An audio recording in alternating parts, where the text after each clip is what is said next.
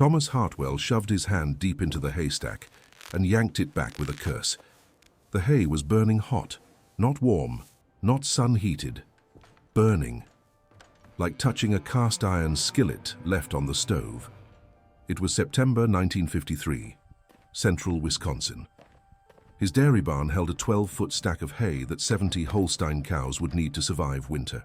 And somewhere in the center of that stack, bacteria were feeding on trapped moisture, generating heat, pushing the temperature toward combustion.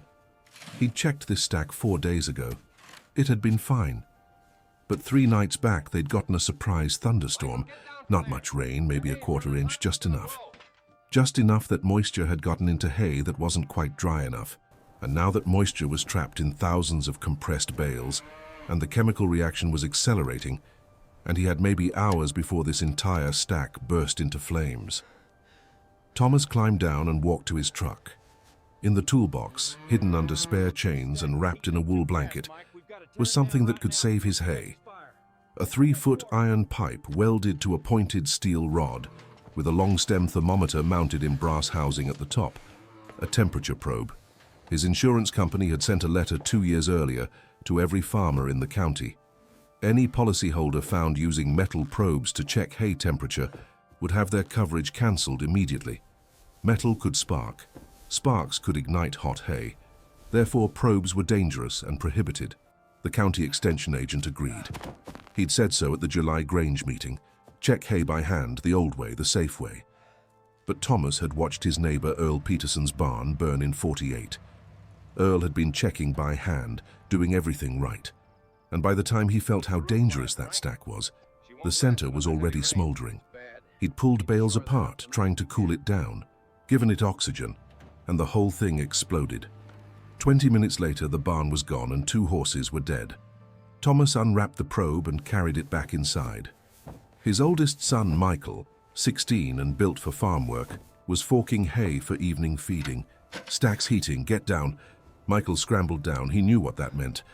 Thomas drove the probe into the side of the stack at an angle, pushing it deep, 2 feet, 3 feet, right into the center where the temperature would be highest. He checked his watch. 5 minutes for the thermometer to equalize. They waited. Thomas thought about the insurance letter. If Jim Morrison from Farmers Mutual showed up right now and saw this probe, his coverage would be cancelled. Try finding another company after that. He'd be farming without a net. 5 minutes. Thomas read the thermometer. 157 degrees Fahrenheit. Jesus, Michael said. Anything over 140 was danger. Over 160 meant potential combustion. They were in between, they had time, but not much. We tear it down tonight, Thomas said. All of it, spread it out to cool. That's 2 days of work. That's better than rebuilding the barn. They started after evening milking. Thomas, Michael, and his younger son, Robert, 14, pulling bales from the top of the stack, carrying them across the mow, laying them out in single rows with airspace between. 50 to 60 pounds per bale. Backbreaking work. By 10 o'clock, they'd moved maybe a quarter of the stack.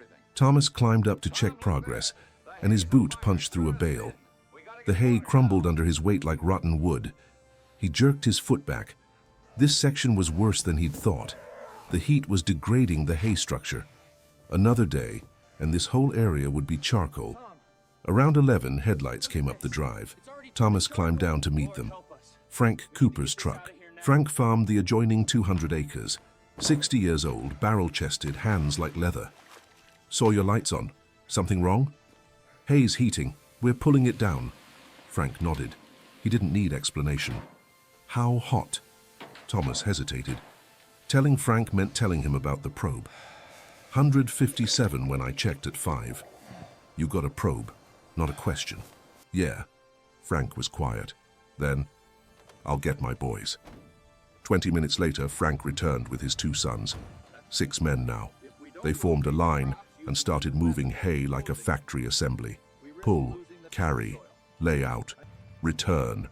Again, again. By midnight, they were halfway done. Thomas went to check the temperature again.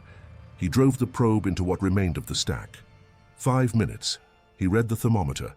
163 degrees. It was getting hotter. They weren't moving fast enough. We got a problem, he told Frank. 163 now, it's accelerating. Frank looked at the remaining stack. How long until it goes? Could be hours, could be minutes. They picked up the pace. Thomas felt something tear in his lower back, but he kept moving. If this stack ignited before they broke it down, the work would be for nothing. The barn would be at risk, the cows would be at risk. At 1:30, Michael called out, "Dad, come here." Thomas climbed up. Michael was pointing at the stack. A section of hay near where they'd been working had collapsed inward like a sinkhole. Thomas grabbed a pitchfork and carefully probed the depression. The fork went in easy, too easy. He pulled out a chunk of hay. It was dark brown, crumbling, almost friable. "The center's composting," he said. "It's further along than I thought." "What's that mean?" Robert asked. "Means we're cutting this too close." They attacked the stack harder. No more careful placement, just get the bales away from the hot center, throw them, scatter them, create airspace. At 2:15, disaster nearly struck. Frank's oldest son, carrying a bale from near the center, suddenly dropped it and jumped back. "It burned me. The twine burned my hands." Thomas grabbed the bale with his gloves. The baling twine was too hot to touch. He carried it outside and dropped it in the barnyard. Steam rose from it in the cool night air. They were running out of time. By 3 o'clock, Thomas made a decision. "We need water. Robert, Michael, get buckets. Fill them from the stock tank. If we see flames, we throw water on it while we work." The boys ran for buckets. Frank looked at him. "Water on burning hay in a barn, that's risky." "More risky than letting it burn." Fair point. The eastern sky started lightening around 4:30. They were 3/4 done. The remaining stack was maybe 4 feet high now, and Thomas could see heat shimmer rising from the exposed center. Then Frank pointed. There. A thin wisp of grey smoke curled up from the center. Not thick, not flame, but smoke. The hay was starting to smolder. Everyone saw it. Nobody said anything. They just moved faster, grabbing bales from around the smoking section, pulling them away, getting them clear. Thomas grabbed a bale from right next to the smoking area. The hay was discolored, brown verging on black. He threw it outside. Grabbed another. This one was darker. He could feel heat radiating through his gloves. "Clear that section," he shouted. "Everything around the smoke." They converged on it. 6 men pulling bales as fast as they could grip them, creating a firebreak around the hot center. If it flashed over now, at least it would be contained. Michael pulled a bale, and underneath was exposed hay that had turned completely black, like charcoal. A thin line of smoke rose from it. "Dad, keep moving. Don't give it oxygen." They pulled the last bales away from the hot zone. Thomas ran outside and grabbed a bucket of water. He climbed back up and carefully, very carefully, poured water over the blackened hay. It hissed and steamed. He poured another bucket, another, cooling it down, drowning the combustion. By 5:30, it was done. The stack was broken down. The dangerous hay was soaked and steaming in the barnyard. The rest was spread across the mow to cool. The crisis was over. Frank and his sons loaded into their truck, ready to head home for morning chores. "That was close," Frank said. "Too close. Keep using that probe. I don't care what the insurance company says, that probe just saved your barn." 3 days later, Jim Morrison from Farmers Mutual drove up, while Thomas was fixing fence. Thin man in a suit carrying a clipboard, wearing a smile that didn't reach his eyes. Thomas, just doing routine inspections, making sure everything's up to code. They walked to the barn. Thomas's new stack stood properly cured and cool. "Heard you had some excitement last week," Jim said. "Nothing exciting about farm work." "Moving hay in the middle of the night, that true?" Stack was settling funny, wanted to reposition it.